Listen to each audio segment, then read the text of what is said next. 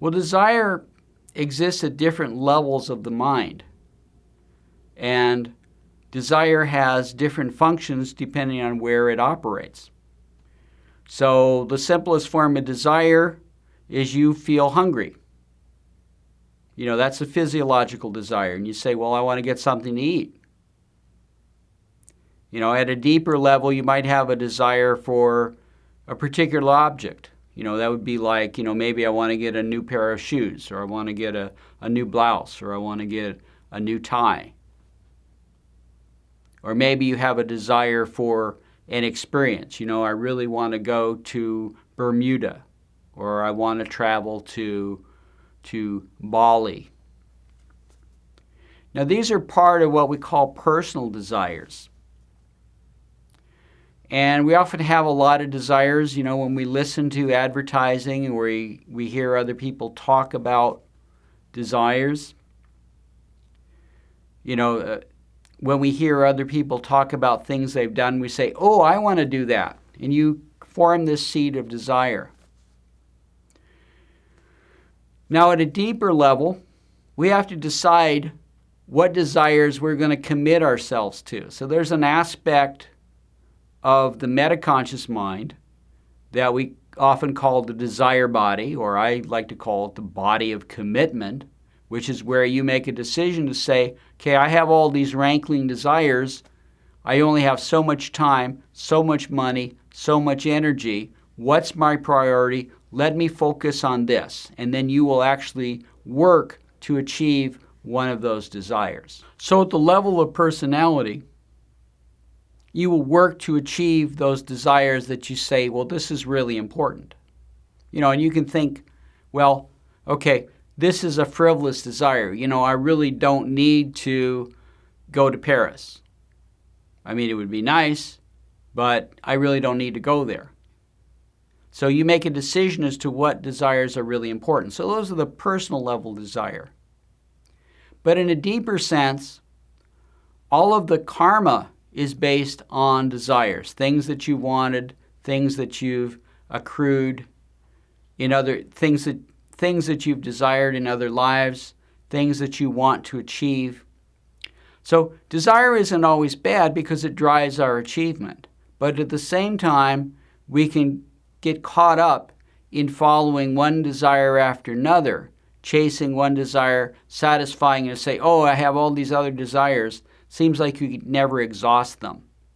Well, through the process of spiritual development, you begin to burn these desire seeds that are in the unconscious mind.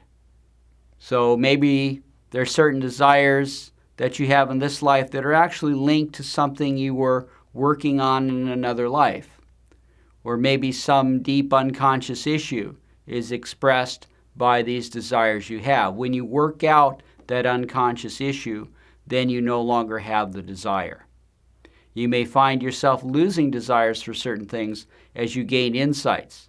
So you may have thought that it was very good to smoke cigarettes when you were a youth, and then you found out at a deeper level that it was damaging your health, that it really wasn't good for you. You gained insight and wisdom, and you were able to change that habit, to change that craving, to basically dissolve it. You no longer desire it anymore. So it's gone. It's been dissipated. So as we burn up these traces of desire, these seeds of desire that are at the bottom of karma, our soul moves forward on the path, our spirit moves forward on its path, and together you eventually burn up all of this darkness, all of this karmic matter that is within you. And by doing that, you gain all of your abilities that are innate to you, the abilities that have been hidden within you. You gain the innate wisdom, the innate love and compassion. And you develop those higher aspects of your soul by transmuting these seeds of karma, these seeds of desire that are within you. So when you burn up those aspects, those stored aspects of desire, you actually move forward on the path. There's a form of desire that actually helps you spiritually, and this desire is your desire for spiritual progress. We often call that aspiration, or you're longing for liberation. You're longing to be with the Master. You're longing to make progress on the path. That type of a desire actually fuels your drive to meditate, your drive to transform yourself, and helps you make progress on the path. So that's not really a bad desire. You may say in general that the role of desire is to motivate you to do action, to motivate your attainment of something. And so, we can be motivated to attain something at the personal level.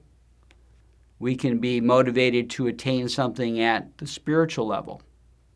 If you act on your spiritual desires and you begin to enter the spiritual path, that ultimately will transform and burn up all of these stored desires that you have so that you'll be able to reach a state of great inner serenity and peace while you actualize all of your spiritual potentials.